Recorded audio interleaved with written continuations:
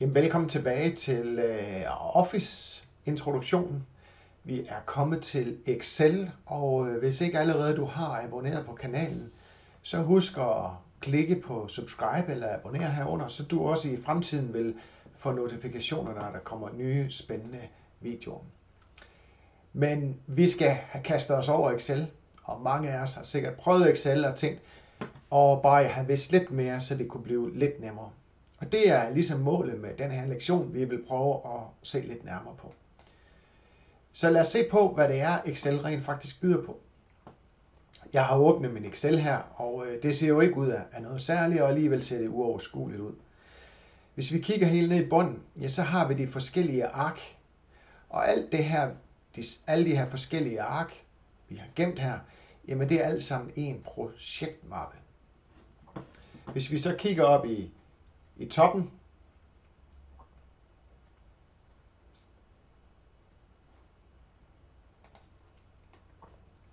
jamen hvis vi så kigger op i toppen, jamen så har vi jo det forskellige bånd heroppe, hvor vi kan se nogle forskellige elementer i. Og helt heroppe, der kan vi se, at vi har et mappenavn. Vi kan også se, at den ikke er grønt markeret heroppe for automatisk lagring, så den gemmer ikke automatisk lige i øjeblikket. Hvis vi nu tog og gemte den, og siger, at vi gemmer den bare som mappe 1, og vi siger ja. Og det er fordi, jeg har gemt den på en dum måde. Det får vi lige rettet op på. Sådan. For jeg vil ikke have den gemt som en Open Office, men som en Excel-regneark. Så får jeg nemlig lidt flere funktioner med. Det var det, den kommer og brokkes over. Sådan.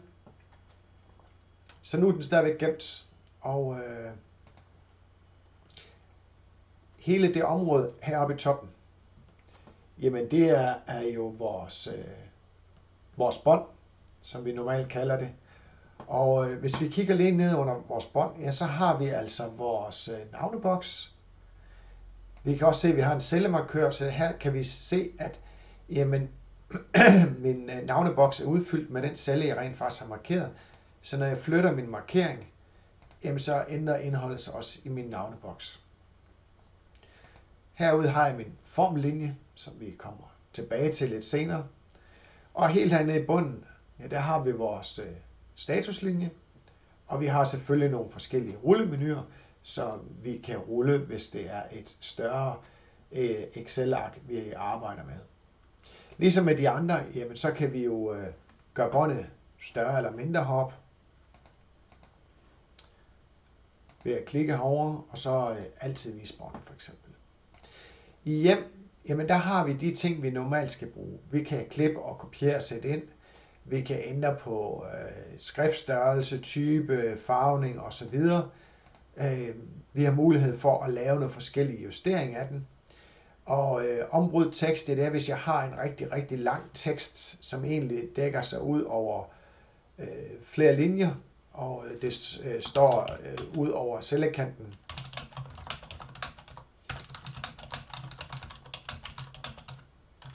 Som eksempelvis den her, jamen ved så at bruge ombrudt tekst, ja, så fylder den cellen ud nedad, i stedet for at den bliver fyldt ud udad.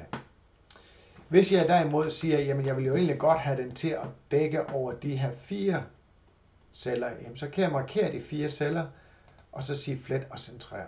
På den måde så får jeg nu ændret det, så den her ene celle nu dækker 4 celler. Så det er sådan en lille smart ting, jeg kan gøre. Jeg kan også vælge at formatere det, hvis jeg nu har et tal herude, og nedenunder, ja, der står der 100,25. Det ser jo ikke særlig godt ud. Så kan jeg så vælge at sige, at den her vil jeg godt have formateret. Og der er nogle forskellige standardformer, jeg kan formatere den efter. Den jeg bruger i 9 ud af 10 tilfælde, det er, at den sætter et separatortegn på. Og så er det ikke sikkert, at de står helt lige ovenover hinanden her. Og det er jo fordi, den her nede har en anden formatering. Så hvis jeg vil have den samme formatering, ja, så markerer jeg alle de celler, jeg gerne vil have den givne formatering på. Og så vælger jeg formatering. Så en lille fif også. Så har vi betinget formatering og formateret som tabel. Den vil jeg godt lige komme tilbage til lidt senere. Det er det samme de her med, at vi kan indsætte en celle. Vi kan også indsætte rækker og kolonner. Og rækkerne, ja, det er altså dem, vi har her vandret. Og kolonnerne, det er dem, vi har heroppe. Jeg kan formatere forskellige ting omkring mine celler, og det omkring beskyttelse vil jeg slet ikke se på i den her video. Jeg har en autosum, som vi kommer tilbage til lidt senere, som er rigtig smart. Udvikler har du højst sandsynligt ikke aktiveret. Det har jeg, fordi jeg kan godt lide at lave nogle ekstra makroer, så den springer vi let over. Jeg kan også indsætte nogle forskellige ting.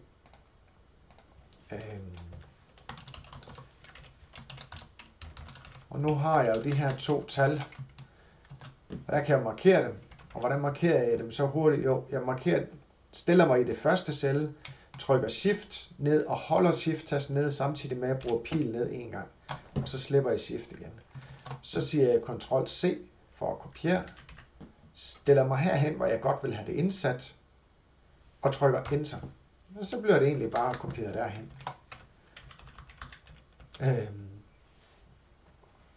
Nu kunne jeg jo godt tænke mig at have sådan en pivot-tabel.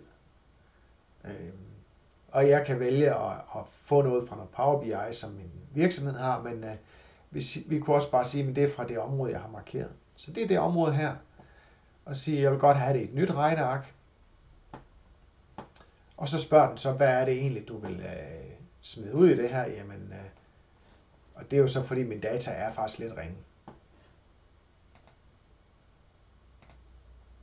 Så får jeg så noget, der ikke giver mening her. Så det lader vi lige ligge til en anden rigtig god gang. Så vi sletter lige det her mystiske ark, jeg fik tryllet frem. Vi er under indsæt. Her kan jeg altså også indsætte en tabel, hvis jeg vil det. Jeg kan indsætte billeder og figurer og sådan noget. Det bruger jeg altså nærmest aldrig. Hvorimod de her data herover, de giver ret god mening, når det er, at vi har et eller andet. Det kunne være, at vi havde en vare, og så havde vi en pris herude. Og sige, det vil vi egentlig godt have et diagram over. Jeg har nogle forskellige diagrammer herude. Jeg har dem også herover. Jeg kan sige, det kan være, at jeg vil have sådan en søjlediagram. Og den skal se sådan ud. Så kan jeg så se, at priserne på sukker og smør, og det der er interessant her, det er jo, hvis jeg ændrer indholdet i den her, så bliver mine diagrammer altså også ændret med det samme. Så de hænger simpelthen sammen. Super smart. Det var indsats, vi var kommet til. Der har jeg rigtig mange forskellige diagrammer. Det er et spørgsmål om at arbejde lidt med dem. Så har jeg sådan en, der hedder kommentar. Den ligger også oppe ved gennemse omkring noter, hvor jeg kan lave en kommentar til det felt, jeg nu står i. Og så siger jeg, jamen, hvor er prisen dog steget? Og husk at trykke på den grønne. Men så kan jeg se, at den har en lille markering, og den har så den kommentar, jeg har givet den. Så på den måde kan jeg se nogle ekstra informationer, udover at der lige står 100. Jeg kan lave noget tegning, det bruger jeg aldrig. Sidelayout er utrolig vigtigt. Jeg bruger typisk kun den del her, der hedder sideopsætning. Det jeg bruger den til, det er at fortælle blandt andet, hvor bred er min side. Hvor stor marginer vil jeg have. Jeg plejer at bruge standardmarginer. Retning på min side, når jeg vil skrive det ud, skal det være stående eller liggende. Hvilken størrelse er det? Den vælger normalt af 4. Og hvad er udskriftsområdet? Jamen det kunne jo sagtens være, at jeg havde... Vi skal se nærmere på, hvorfor prisen på smør har udviklet sig sådan. Men det vil vi egentlig ikke skrive ud. Så vi vil egentlig kun have skrevet de her kolonner ud. Så markerer jeg kolonnerne og siger angiv udskriftsområdet. Det vil sige, nu kan jeg også se på skærmen, den laver sådan en lille bitte tyk streg der. Det betyder, når jeg så siger udskriv, så kan jeg se, at den kun har de der data, som jeg skal have skrevet ud. Så på den måde kan jeg ret nemt fortælle, hvilket område jeg gerne vil have skrevet ud. Hvis jeg vil fortryde det, så rydder jeg bare mit udskriftsområde. Og nu kan I se, nu laver den en stiplestreg i stedet for, som siger, at her vil der højst sandsynligt blive et sideskift. Jeg kan også vælge, hvor meget bredde, eller hvor meget højde vil jeg have, hvor meget skalering vil jeg have.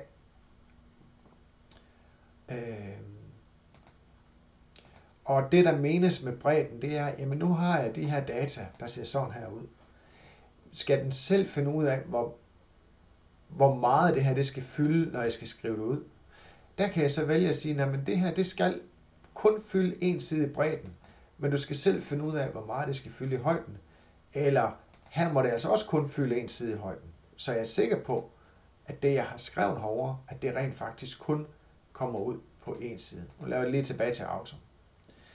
Det kunne også være, at jeg heroppe gerne vil have en overskrift på alle mine data, jeg skriver ud. Så her har jeg altså mulighed for at sige, jamen, hvad er det egentlig for nogle data. Det kræver lige, at vi laver lige lidt gymnastik her. Prisudvikling af dagligvarer. Og så hernede et eller andet sted, der skriver vi korn. Det kan godt være, at det ikke er nok. Det var ikke helt nok. Jeg kan se, der er et sideskift der. Korn. 100 kroner. Okay. Jamen udskriftstitler. Så spørger den ofte først efter, hvad er det for et udskriftsområde, jeg rent faktisk har. Ja, det var jo så dem der. Hvilken række vil jeg godt have gentaget øverst, når jeg skriver min Excel-ark ud? Jo, men det er jo reelt den deroppe. Så den vælger jeg. Og så kan jeg sige, vis udskrift. Og nu kan jeg se, der siger på side 1, prisudvikling af dagligvarer. Men det gør den også på side 2, for jeg har sagt, at den skal laves på hver enkelt side. Det er det, der menes med, at der er de titler, udskriftstitler på hver side. Fjerner lige alt det her igen.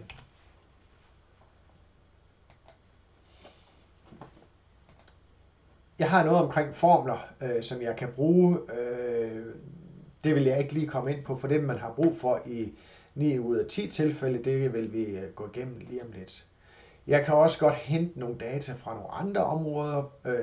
Det kan både være fra CSV-filer, fra internettet, fra andre datatyper, fra XML-filer, tekstfiler, alt muligt spændende. Hovsa, nu kommer jeg til at trykke et forkert sted. Den var derovre. Så er den væk med dig.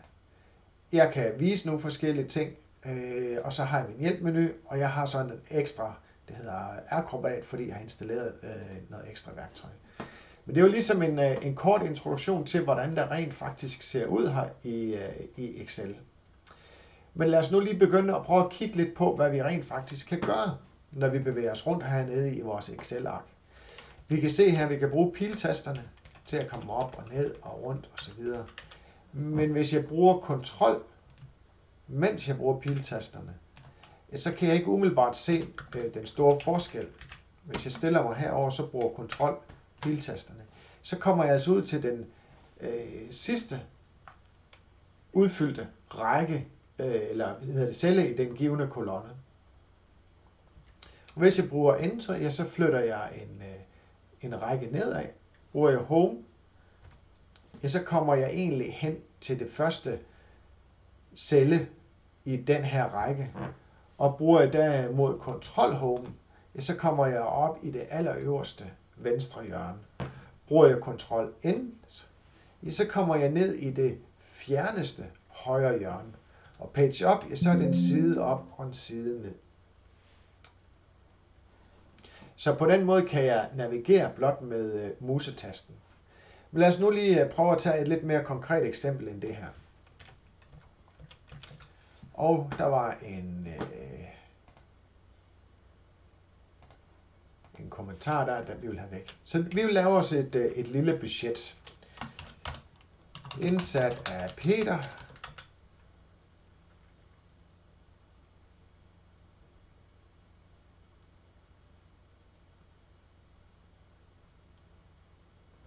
Og det var i januar, februar. Og jeg gider ikke sidde og lave 12 her, der er ens. Så jeg markerer de her to. Og så siger den også, jamen hov, jeg kan godt se, når jeg har analyseret det her, at det ser ud til at være måneder. Så ved at trække i det nederste hjørne hernede, så får jeg rent faktisk nu de andre måneder hen. Og december. Så laver den simpelthen selv månederne for mig. Og ved at dobbeltklikke op, så tilpasser jeg bredden af min kolonne. Indsat af, hvad hedder hun? Hun hedder Lise. Så i januar har jeg indsat, han har indsat 11.000, og det har han jo sådan set hver måned. Så jeg kan kopiere det her. Det kan jeg gøre ved at sige Ctrl+C. Jeg kan også ved at højreklikke på det og sige kopier. Så skal jeg over en pil, eller en gang til højre ved at bruge pil til højre. Nu holder jeg min Shift-tast nede, mens jeg kører pil til højre. Så nu får jeg markeret dem alle sammen. Jeg har stadigvæk kopieret den første. Vi kan se, at den står og kører rundt om de 11.000. Nu trykker jeg Enter, og så får jeg dem kopieret ud i alle felterne. Lise, hun har 9.000. Og det er det samme her. Kopier, markering af cellerne herude, og Enter. Og nu kan jeg jo se, at der er noget her, der ikke ser så godt ud, så jeg må hellere lige tilpasse kolonnebredden på dem alle sammen.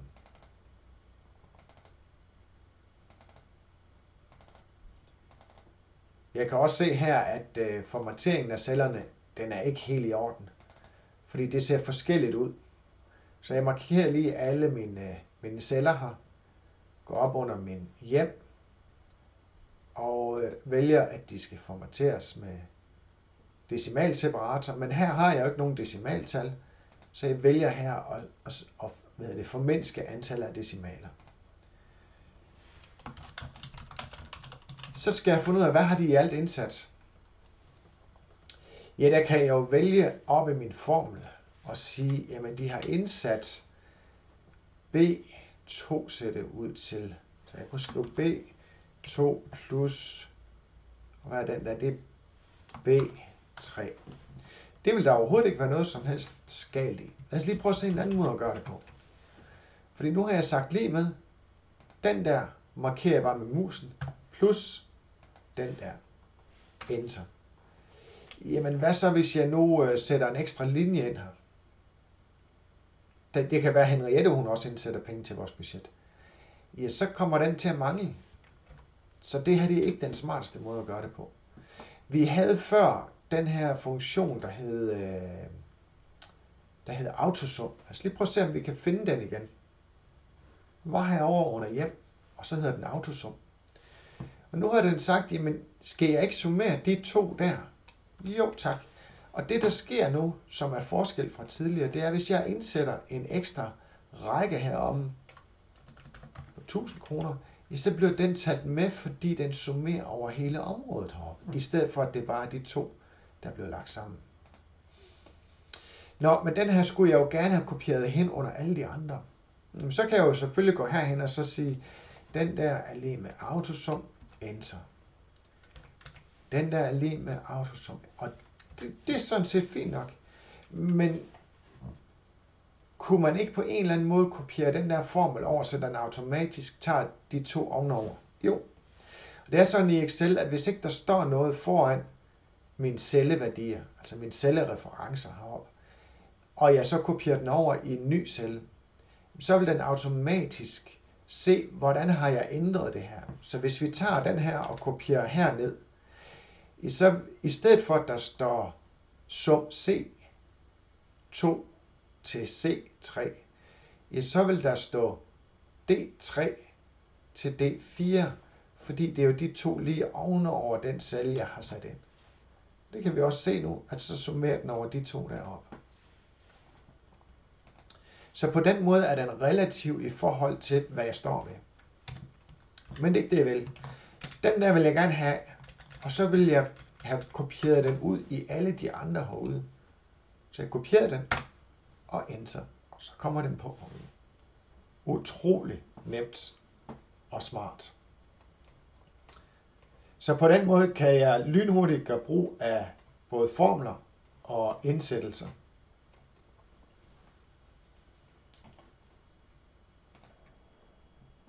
Nå, men lad os lige prøve at se på, hvordan vi kunne tilpasse det her en lille smule mere. Vi vil starte med at kan se på, at jamen, den har faktisk et sideskift herinde midt i det hele. Så det vil vi starte med at få rettet op på.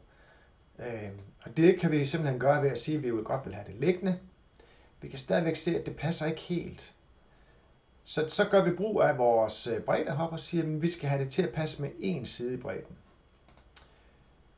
Så er der nogle ting her, der ikke ser rigtigt ud. Så vi fjerner lige det her, men munderne kan vi fint bruge.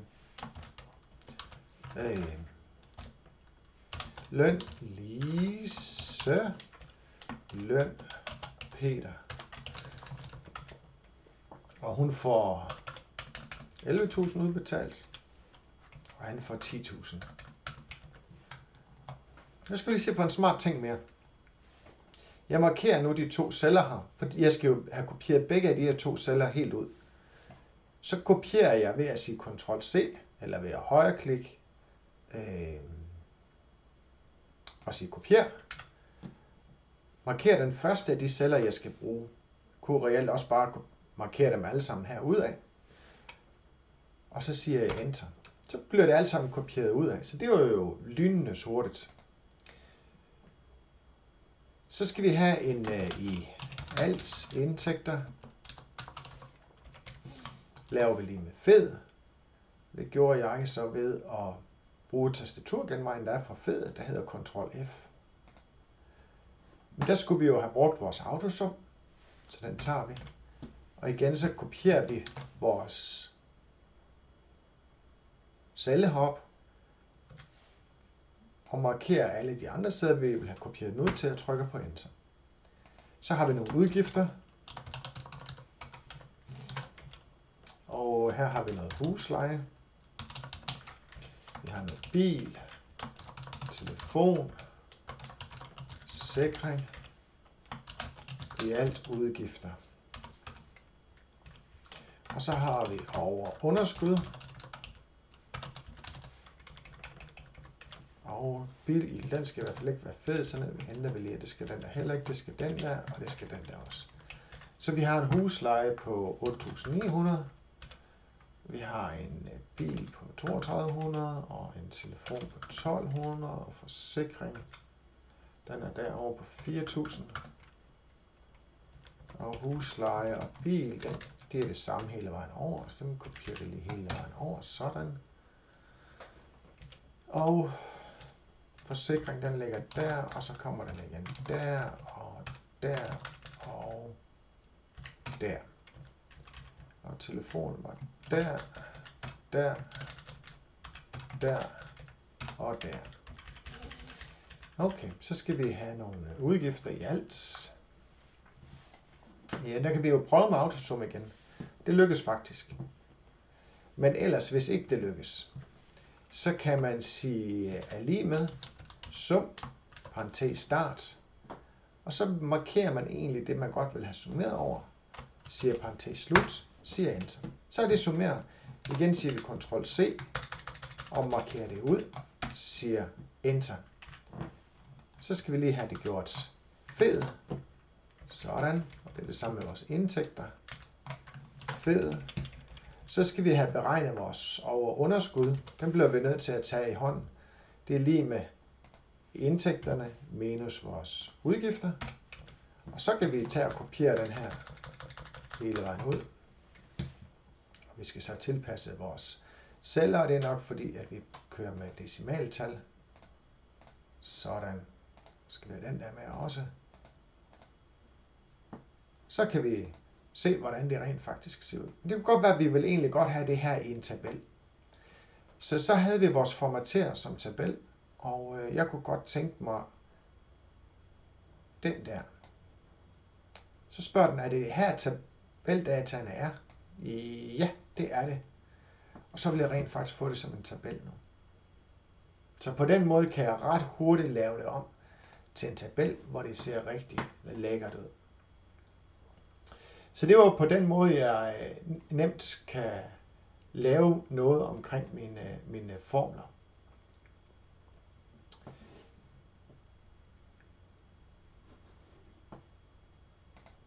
Ja, men lad os lige prøve at se på et helt andet konkret eksempel. Vi fjerner lige alt det her. Jeg siger slet. Fordi nogle af de elever, som jeg vil undervise omkring Excel, vil få brug for netop det her, vi har nu. Det kunne være, at vi havde en opgørelse over vores lager, hvor vi nu får at vide, hvilke paller det er, vi rent faktisk får leveret ud på vores lastbil. Så nu skal vi have regnet ud efter vores totalvægt, vores lastbil må køre med, om vi har overlæs.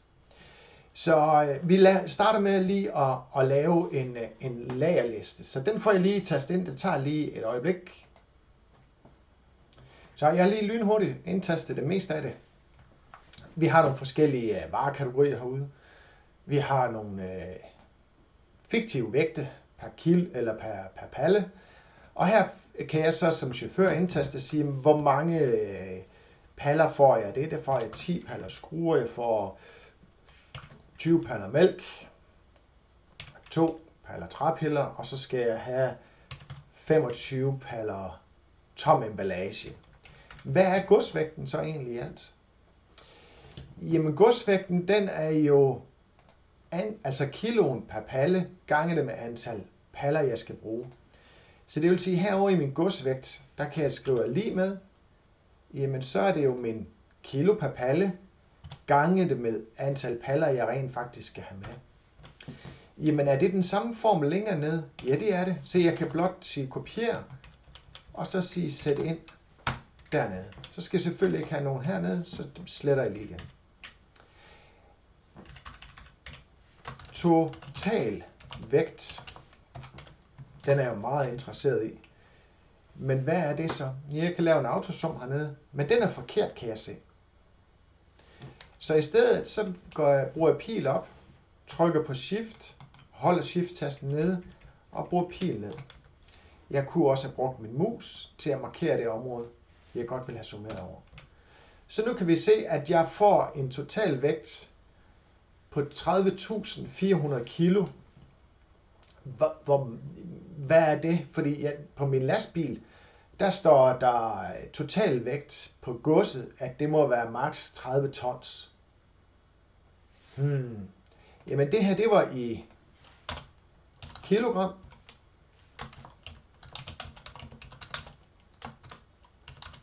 Totalvægten i tons. Hvordan regner jeg den om? Jamen jeg skal bruge min totalvægt i kilo, så det vil sige, at jeg siger lige med min totalvægt i kilo. Hvad skal jeg gøre med den? Ja, den skal jeg jo dividere med 1000. For der går jo 1000 kilo på et ton. Så her kan jeg nu se, at min totale vægt i tons, den er 30,4. Så hvis jeg læser alle de her paller, ja, så vil jeg få overlæs. Nu kan jeg ikke lige se, det er den, jeg skal bruge, så jeg går lige herop og finder noget formatering, så jeg kan se, det er altså den her, jeg skal bruge. Så sådan må jeg simpelthen sige til afsenderen, ved du hvad, det kan jeg altså ikke have med. Så må vi have en lastbil mere eller noget andet. Det kunne jo også godt være, at jeg siger, jamen, så skal jeg ikke have 25 paller tom emballage med, så skal jeg måske kun have 20 kilo. Så når jeg retter den herop, så retter den det hele. Så på den måde kan jeg bruge de her formler på en rigtig smart måde. Ja, og det var sådan nok måske de her ting, som var mest aktuelle at gå igennem. Der er dog en enkelt ting, som vi lige kan prøve at kigge lidt på. Fordi vi kunne hernede have lastbilens total største tilladte totalvægt. Så hernede, der skal der så stå 30 ton. Så det vil sige, at min lastbil må have 30 tons, og her er min totalvægt. Så hvis vi så heroppe siger, at vi havde de der 25, og vi kan se nu, at den er for høj. Kunne vi ikke lave en eller anden markering af, at den her, hvis den er for høj, så skal vi have den til at være rød eller et eller andet? Jo, det kan vi sagtens. Heroppe har vi vores betingede formatering. Og her kan vi fortælle og sige, men nu vil vi godt lave en ny regel. Vi har sådan nogle standard nogen hernede, og den vi faktisk skal gøre brug af, det er at sige, at vi kan sige, hvis noget er større end. Så her kan vi så sige, jamen, vi kan sige, at hvis vi skal formatere cellerne, der er større end det dernede, og så skal vi udfylde den med hvad? Så skal vi udfylde den med en... Og her kunne vi jo så formatere det specielt og sige, at vi skal have udfyldt det med en fyldfarve, som skal være rød. OK. OK. Så nu kan vi også se, at nu bliver den formateret som rød. Den ser ikke specielt kønt ud med den der meget røde farve. Så vi kan gå herned under regler, og så kan vi klikke på den her nede og sige redigere regel. Vi kan formatere den og sige, men den der røde farve, den var godt nok meget rød. Kunne vi sætte en gul farve i stedet, for den er måske ikke helt så kras. Sådan. OK. Jamen hvad så, hvis den lige pludselig kommer ned under? Jamen så vil den rent faktisk være rigtig nok. Jamen hvad nu, hvis min lastbil, den rent faktisk lige pludselig kan klare 40 tons? Jamen på den måde, så tilpasser den sig hele tiden de faktuelle forhold i forhold til den her betingede formatering. Det kan også bruges i forhold til budget. Der er sådan set kun fantasien, der sætter grænser for, hvad man kan gøre. Vi har kigget lidt på sum, men vi kunne måske også lige se på en anden detalje, hvis vi er interesseret i at vide, jamen de paller, vi kører med, hvor tunge er de egentlig lige? Så det vil sige pallernes vægt. Den største vægt, hvad er det? Ja, det er lige med en formel, så jeg bruger lige med nu. Og så siger jeg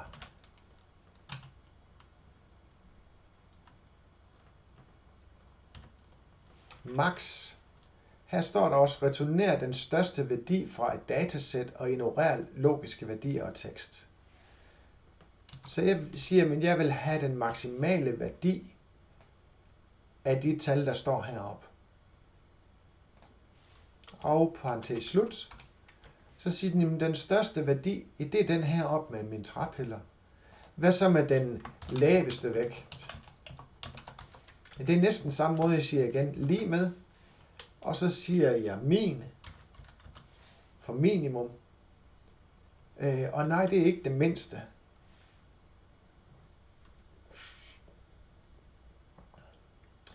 Den mindste, det er, hvis det er ikke den absolut mindste, men den 5. mindste, eller den 3. mindste. Men her er det min, vi skal bruge. Og hvilket datasæt skal den bruge til at kigge på det? Ja, det er stadigvæk det her op, parentes slut. Så nu kan vi se, at pallerne de fordeler sig altså mellem en vægt på 200 kg og 1200 kg. Så en måde at bruge min og max på i en dagligdag. Godt. Så det var lidt omkring paller og vægtfylde. Lad os tage et andet eksempel. Nu starter vi lige med at få ryddet alt, hvad der hedder formatering her.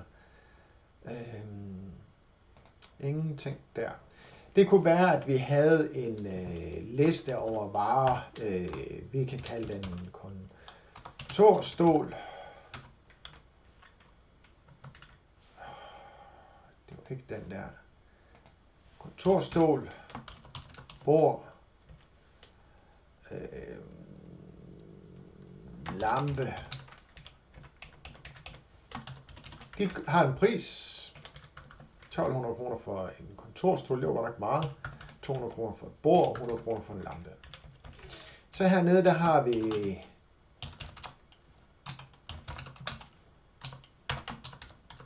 til vores euro. Jamen, vores valutakurs, den er i øjeblikket 756,55. Og herover der vil vi godt have prisen i euro. Men den første gang, det er jo ikke noget slemt. Så hernede, der skal vi jo egentlig bare sige, det er lige med den der, divideret med 100, gange med den her pris hernede.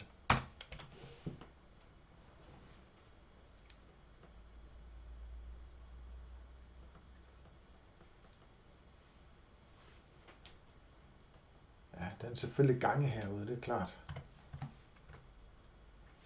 Jeg skal lige prøve at se på, hvad det er, der går galt i den celle der. Sådan. Så fik vi lige de rigtige gange og divisionstegn på, og jeg kan se her, at den er alt for mange decimaler på, så vi siger lige, at vi vil have separate tegn på. Og det vil vi egentlig også godt herover, så de ser ens ud. Jamen så havde jeg jo lært fra tidligere, at jeg bare kan kopiere den her og sætte den ind hernede. Hov, hvorfor kan jeg ikke det nu længere? Jamen det er fordi, den siger, at jeg godt nok skal tage min B3, der står herovre. Jeg skal dividere den med 100, eller gange med 100, og så skal jeg dividere med B8. Det er jo dernede under, så den er jo altså forkert. Og det er jo fordi, nu har jeg kopieret det en gang ned. Så det skal jeg jo have til at afspejle den her op, at selvom jeg kopierer formen ned, så skal den stadigvæk bevare referencen kun til den der. Jamen, den derude, den skal selvfølgelig ændre sig, men den her nede, den må ikke ændre sig. Og for at være sikker på, at den bliver præcis som den skal være der, så låser jeg den på begge veje med det her dollartegn. Det dollartegn, det laver jeg ved at trykke alt gær ned på tastaturet sammen med et firtal. Fordi det betyder reelt, at når jeg kopierer den ned, så refererer den stadigvæk til B7, der står hernede. Og det er det samme, hvis jeg skulle finde på at kopiere den ud, så refererer den stadigvæk til B7. Så nu kan jeg rent faktisk kopiere den her ned. Og jeg kan også se, at den refererer stadigvæk til B7 ligegyldigt hvad. Hvorimod min første reference, den er løbende blevet ændret. Så en nem måde at have en absolut reference på. Nå, men vi skal se på en ting mere. Nu havde vi jo alligevel vores katalog her over vores varer. Og nu kunne vi egentlig godt tænke os at vide, hvad for en er dyr, så vi vil godt have dem sorteret efter prisen. Jeg har valgt min menu data, og her har jeg den knap, der hedder sorter. Og når jeg trykker den på, og den begynder at kigge på, jamen hov, det her det kunne godt ligne en tabel. Jeg har jo ikke sagt, det er en tabel, men den kan godt selv se, at dataen de har en overskrift. Så det jeg gjorde, det er, at jeg markerede hele området, holdt venstre mus-tast nede, siger sorter. Og ved at den så har en overskrift, jamen så når jeg skal vælge mine kolonner hernede, jamen så er det overskrifterne, den bruger. Og har den derimod ikke overskrifter, det jeg vil sortere, ja, så bruger vi kolonnebetegnelser. Men her har jeg altså en overskrift på mine data, og jeg kan nu sige, at jeg vil godt have sorteret dem efter min kolonne, hvor der står danske kroner, fra mindste til største. Det vil sige, at min mindste den kommer til at stå øverst, og størst kommer til at stå nederst. Sådan, så er det sorteret. Jeg kunne også vælge at sige, at jeg vil egentlig hellere have sorteret på varen. Og som vi kan se herude, jamen, så ændrer den sig, for den har fundet ud af, at det, der ligger i vare, det er en tekst, så det skal selvfølgelig sorteres fra A til Å, og ikke prismæssigt. Så når vi gør det, ja, så vil vi rent faktisk sortere det efter varen herude. Men lad os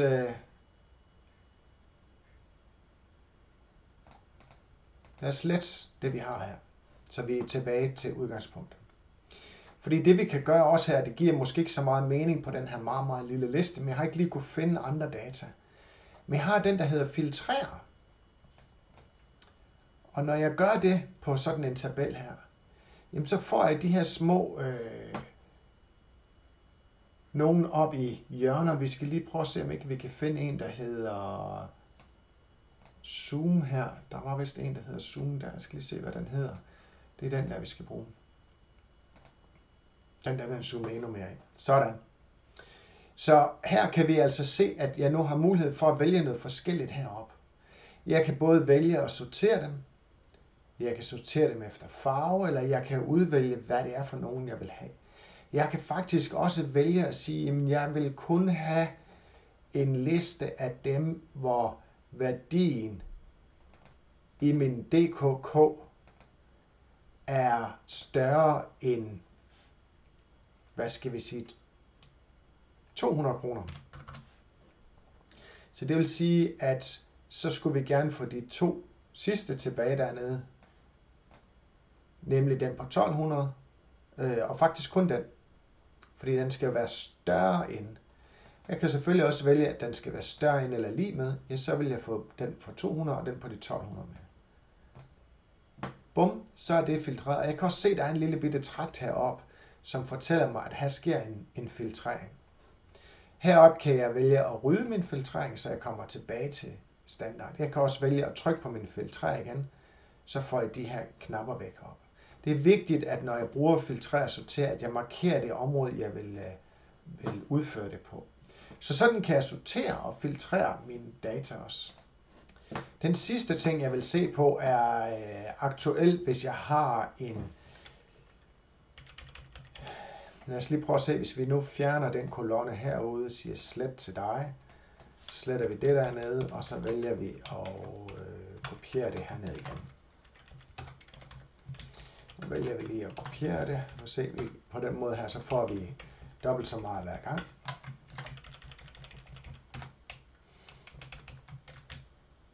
Sådan.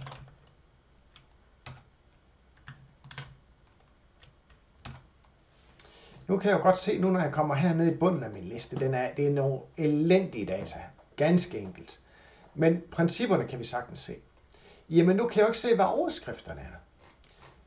Så det jeg kan gøre heroppe, det er, at jeg kan markere det område heroppe. Og så kan jeg heroppe under min vis, er det den ligger? Yes. Der kan jeg sige frys ruder. Jeg kan vælge at fryse det, jeg har markeret, eller jeg kan fryse den øverste række, eller den første kolonne, det vil altså sige den første kolonne herover, eller den øverste række heroppe. Her er jeg egentlig bare interesseret i at fryse den øverste række, men for at vise, hvordan det ellers skulle gøres, så tager jeg frys ruder for at vise, hvordan man faktisk skal gøre det. Nu kan jeg se, at der bliver sådan en lille tynd streg heroppe, og det betyder, når jeg bladrer nedad, så bliver de her overskrifter stående. Hvis jeg fortryder det med frys ruder, så kan jeg egentlig bare vælge at sige frigør ruder, og så er jeg tilbage til standard. Så på den måde kom jeg omkring i nogle ganske få ting af det, som ligger i Excel. I den version af Office 365, der er skubbet ud til computerne her i slutningen af oktober 2022. For der kommer jo hele tiden nye versioner. Så er der noget, du mangler, eller noget, du synes, der var ekstra smart, eller noget, vi skal gentage, så skriv i kommentarfeltet hernede under, og så vil jeg rigtig gerne lave en video, der viser specifikt den ting, som du har tænkt på. Så mange tak, fordi du så med, og håber, du fik noget ud af det. Ha' en rigtig god nørdedag.